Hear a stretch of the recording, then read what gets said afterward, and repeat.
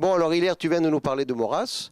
Alors, nous sommes un certain nombre à attendre avec impatience ce dont tu nous parles, que tu nous as promis justement.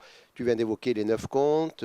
Alors, quelle forme cela va-t-il prendre dans ton esprit? Et bon, on sait bien qu'il te faut un peu de temps, mais des formations professionnelles. Je suis professeur moi-même, donc j'aime bien quand je règle mes leçons aux élèves.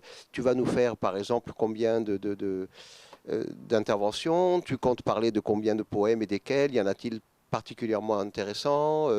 Comptes-tu parler des 9 contes du chemin de paradis? Est-ce que tu peux pour nous permettre d'attendre un petit peu, nous donner quelques renseignements précis là-dessus? Très volontiers, François. Très volontiers. Alors, d'abord, tu sais qu'en 1994-1995, j'ai donné deux séries de conférences à Paris, au musée social, qui ont été enregistrées, mais il n'y a pratiquement plus de cassettes. Voilà, on n'a pas Sur besoin de l'entendre. j'ai donné un commentaire littéral des 9 contes du chemin de paradis, des 9 contes du chemin de paradis, et un commentaire également littéral d'une grande partie des poésies de Maurras, et ainsi que du dernier conte moral et policier Du du monde monde Saturne. Saturne. Voilà. Alors, je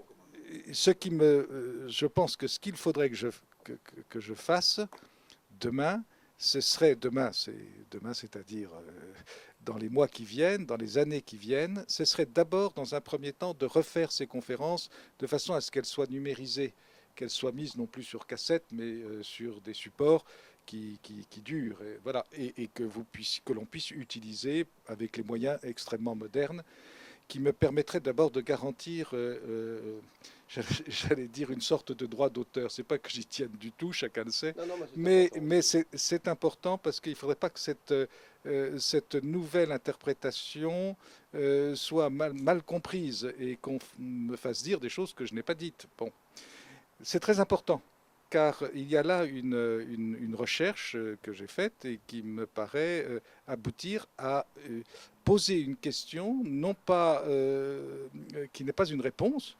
Hein, je ne prétends pas répondre en disant ce qu'est le mystère de Maurras, mais au contraire de l'approfondir. Et Maurras est un personnage mystérieux, et vouloir le réduire comme on le réduit, bon, de façon grotesque à l'heure actuelle quand on en parle dans les universités, c'est intolérable, c'est inadmissible quand on sait, ne serait-ce que du point de vue de la langue française, ce que représente l'incomparable prose de Maurras, sans parler de sa poésie.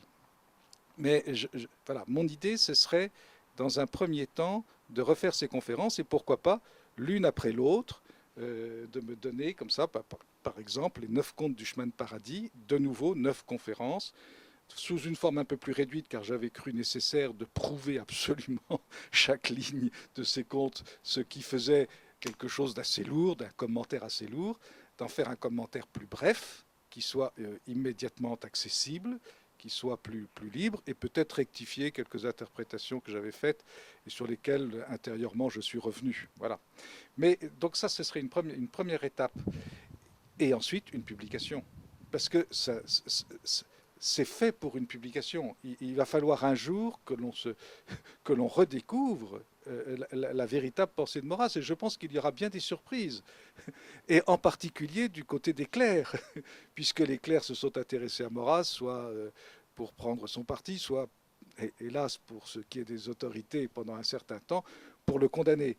Et on s'apercevra alors que Maurras avait presque anticipé cette condamnation et qu'il avait posé son problème politique précisément pour anticiper sur cette condamnation. Pour dire en 2 mots, mais je laisse ça encore en suspens, la raison pour laquelle Maurras s'est engagé en politique, comme il disait, comme on entre en religion, c'est parce que précisément à partir de 1892, euh, les autorités ecclésiastiques engageaient les catholiques à rentrer dans la République. Alors on dit, mais à l'époque il n'était pas royaliste, mais peu importe, il avait réfléchi sur le sujet. Et un certain nombre de contes du chemin de paradis sont relatifs directement à cette affaire du ralliement à la République. Je pense à la consolation de Trophime, qui est un évêque qui vient de la part de Rome et qui essaye de ramener à la doctrine nouvelle la vieille courtisane Myrto qui règne en Arles. Et la courtisane Myrto qui règne en Arles, ce n'est rien d'autre qu'une figure de ce qu'est la République française. Et on prétend, par le souffle religieux, par l'animation spirituelle, donner un souffle à la démocratie. Et voilà. Et Maurras anticipe sur cette erreur et sur les erreurs doctrinales qui sortiront de cette erreur fondamentale, de ce choix politique. Alors c'est extrêmement instructif car il va vraiment à fond. Le conte de la bonne mort, qui est un conte qui est, paraît-il, scandaleux, mais qui n'est pas du tout scandaleux quand on le comprend, est un conte profondément politique. Et on s'aperçoit que Maurras se définit comme une sorte de mission politique. J'allais employer le mot de vocation, mais aussitôt il y aura des gens pour intervenir et dire que, évidemment, j'exagère. Mais peu importe, on verra bien au bout du compte. Mais c'est très intéressant. Donc il faudrait faire un écrit et montrer ce qu'il y a eu d'étrange, de mystérieux, cette personnalité de Maurras, qui ensuite, au cours de toute sa vie politique, a cru bon de mettre dans des poèmes ce qu'étaient ses véritables préoccupations. Et comme toujours, il y a toujours une dame mystérieuse. Je ne redirai plus à vos pieds ma détresse, en voici le soupir, ô mon unique Dieu. Vous, ma force, vous, ma faiblesse, vos regards éloignés brûlent comme du feu. Mais on n'est pas là pour commenter. J'annonce simplement. Et alors, ce qui serait bien, c'est après de faire la même chose pour quelques poèmes fondamentaux, bien choisis.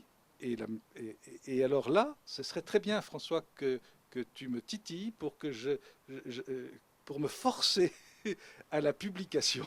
C'est noté, c'est entendu. J'y tiens parce que ça sortira Maurras de ce faux enfer dans lequel ses ennemis et peut-être quelques-uns de ses amis l'ont enfoncé. Voilà, il faut qu'il cesse d'être M le maudit. Exactement. Voilà.